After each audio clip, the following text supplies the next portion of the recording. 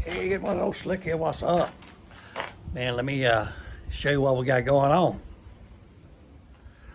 Okay, like I said, I got the floor done yesterday. Finished cutting this out. I was always kind of wondering exactly how this was going to go. Well, I figured where this was going to go. Like I said, I've got my my trammel tool set up. That's my line, okay? What I did is I brought this around to where the rest of the bricks are going to be soldiers coming this way. So what I did is I snugged this brick on each side. And notice I got me some shims under the bottom, otherwise I won't be able to take this out. Okay, so once I get it built, pull those shims out, put a couple screws in there, pull it out. That's what I'm talking about. All right, so I got this in, and the first brick's gonna come setting up this way. I'm gonna soldier them, stand them up, going around, half bricks. Okay, now one thing I didn't plan is these bricks are 9 inches. I planned 8-inch bricks, so I got 4.5 inches, and I don't have but about 6 inches to deal with right here, so I'm gonna be kind of, if you imagine, you're gonna be looking in the pizza oven. What I did, this little mark here, if I was looking in here, looking through this door, imagine, and I didn't cut that out, I would be seeing this corner sticking out on both sides. I just went to the center of the brick, brought that over, drew that line. Did the same thing over here. Then I went from the center of the brick to the center of the brick, like that. I don't need to worry so much about aesthetics on the outside. Just when you look inside, that's what you're going to be seeing. So if you got any mistakes or anything, hide them inside. This will be my inside arch. Then I'll come out and I'll make the arch, I'll make a second arch with these bigger bricks a little higher. And this is where my door will go up against that edge right there. Okay, and it'll come up, then this little extra lip right here will be all the way around. Okay. Where these bricks right here, then where these bricks here arch, come up, these bricks will arch over, and I'll put some half bricks in the middle, and this is where the fireplace will be. Another thing I was wondering, like, how far to put this up is, this is kind of what I determined. Okay, that's my mark where my brick's gonna go. Okay, I went ahead and put a brick up here because this is where the arch will be, and let's see where my brick. Okay, so I'll cut a brick so the brick will actually go on top of that. I'm gonna cut to where it'll drop down in there. It's gonna be some extra pieces, but individually, as this goes around, it's where it needs to be. I'd say keep that mark inside of this, on that side of this, instead of being way out here.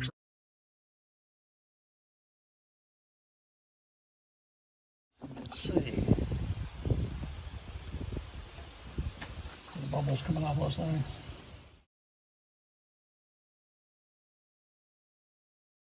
This is a type of refractoring mortar. You don't want refractoring cement, okay? You want refractoring mortar. You want to make sure, if it says it'll do kilns and bake ovens, if it'll do kilns, it'll do anything. Also incinerators, and let's see, 2,500 degrees Fahrenheit. That's some good stuff. Cost over $100 a bag. Ouch! That seems to work pretty well.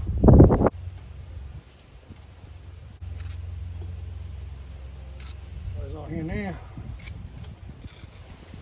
Shit, yeah.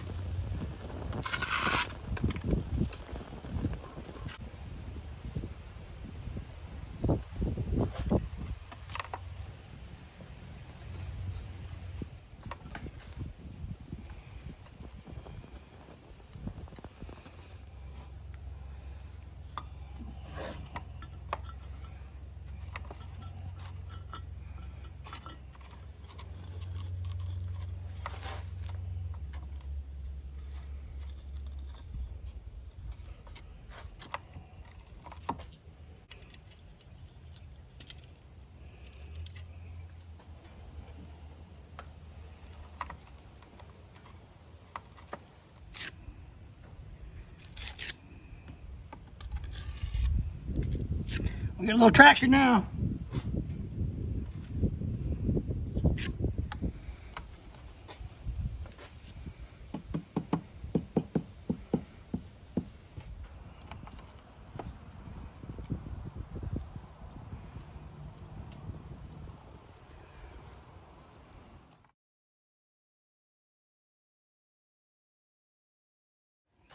Every time I finish a batch, I'll stop. I'll wash this out, wash all this up, and in case I have to stop, hey, I can finish tomorrow. But now I need to cut some more bricks. What do you think, Joe? How's it looking, man? Pretty good, man.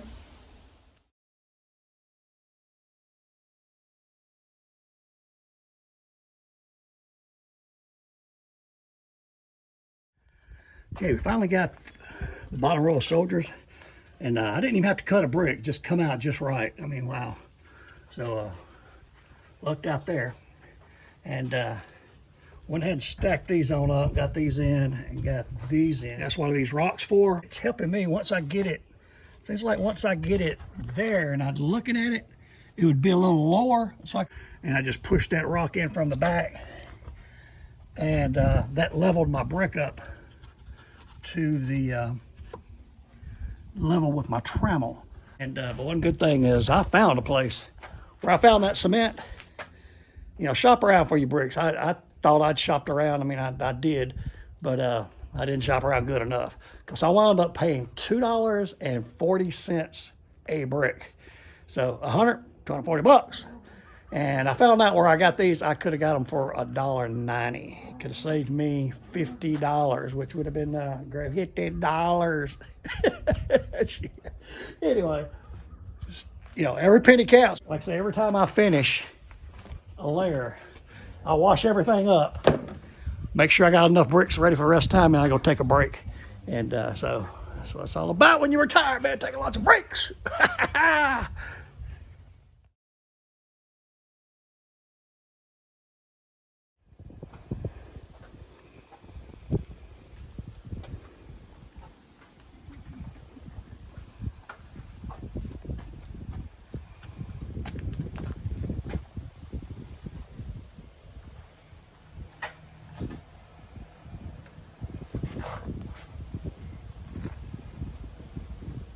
If I hadn't mentioned it before, the reason that we soak these bricks is because if I don't, they're so dry, they will suck the moisture out of the mortar, and it'll make the mortar too dry.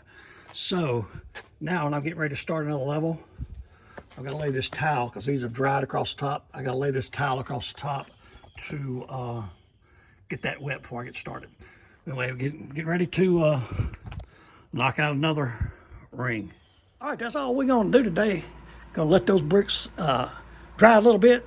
Going to come back tomorrow. We're going to start working on that arch and getting those other bricks. Hopefully I can get to the point where we can just go all the way around pretty soon. But anyway, man, hey, I know you're going to do what you're going to do, so y'all be particular. All right.